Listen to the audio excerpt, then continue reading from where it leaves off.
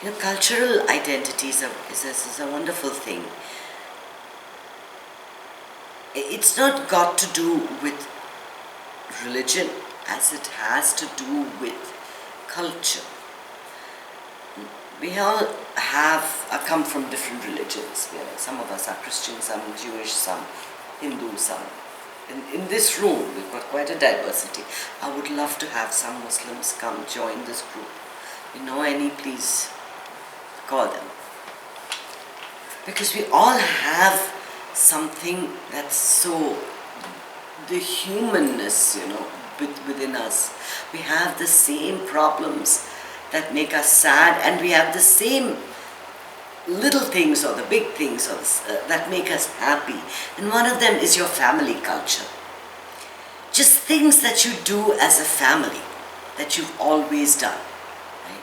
So when the holidays begin, you start listening to the holiday music in stores. There's a certain lifting of spirit, and I see that everywhere.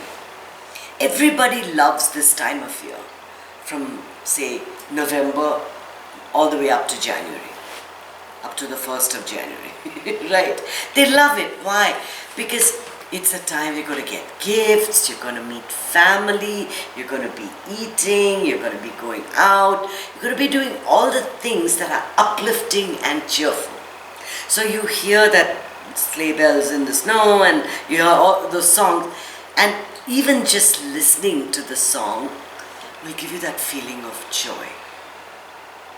Any little thing that reminds you of how it is during that time of year makes you feel good. So I love the holiday season. I love it because I see more of my children. They come home more often, and we have family dinners, we get to visit our extended family. It's a beautiful time of year. And if you create happy memories around important festivals. Now, why do we even have festivals? I mean, what's the reason to have? I don't know about any other faith. The Hindu faith has got at least one every week. You've got so many festivals. It was like we wanted to give the women something to do, I think. And with each festival, it's different types of food. It's a different type of clothing that you wear. It's a different type of puja that you perform. And it's the food that you remember. Getting up in the morning and making those items. You don't make them on other days. You make them only on these special days. Taking a shower early in the morning and helping your mother get the preparations ready for it, and then waiting for the puja to be over so you can eat all that.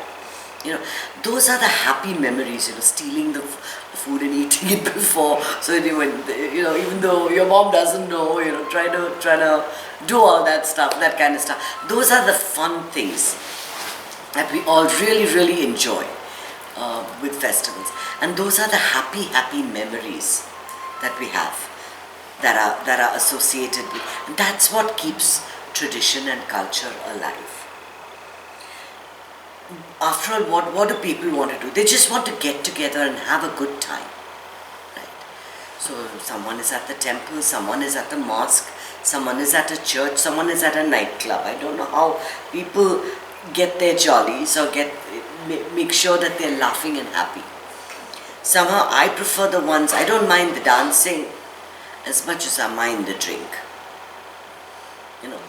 That is one thing that I like about Indian festivals and Muslim festivals, is that there's no drink involved.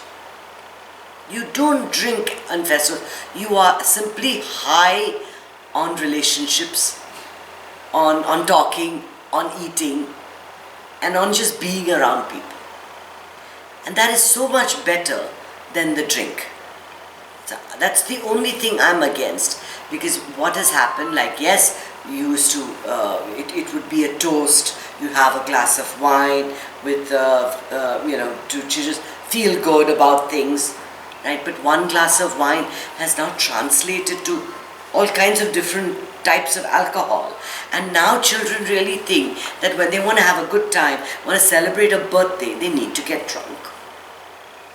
And you get so drunk and then the next morning you come back, and you can't wake up. That's hardly the way to start the new year, right? You know, New Year's Eve, you drink so much that you don't even wake up on New Year's Day till it's past midday. And that too with a terrible headache. That really tells you how your year is going to be. Hungover, full of pain. Is that how you want your life to be? Traditions are fine, but there are new traditions that have taken over, and one is this tradition of drink, which I absolutely don't subscribe to. In terms of enjoying yourself, it's not that people don't understand that they must have one or two, but it's just become out of control. And I like that our Indian festivals are just pure celebratory. And what they would do is, to get people together, they would do it at the temple. They would have something happening at the temple. And it's a great idea. Everybody from all around the city, every area has got a different temple, right? And you see it when you go to Chennai, you see it so clearly. Every little 4 streets has got a temple. So they are celebrating at their temple. And everybody from the neighborhood just comes down there. It's like a block party. They bring their food. It's exactly that.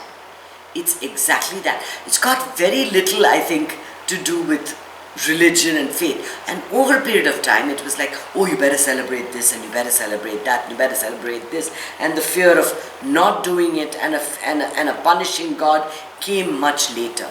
And that's something else. But I think the original idea of all these festivals is to just give people an opportunity to celebrate life. There are enough reasons to be sad and to be miserable right through your life. There are very few reasons to celebrate. So I like that, a very happy unbirthday to you. That which is that the Mad Hatter? I don't know. One of the cartoons that it goes like that. Very happy unbirthday to you. Have you heard that song? It's a Disney song. So it's like, why are we celebrating birthdays? What about unbirthdays? They're good too, right? It's every day is an unbirthday. So every day is a reason to celebrate and to be happy. You don't need to find an occasion to celebrate. Make each day, make your life a celebration. Yeah. That, wow, today I'm here.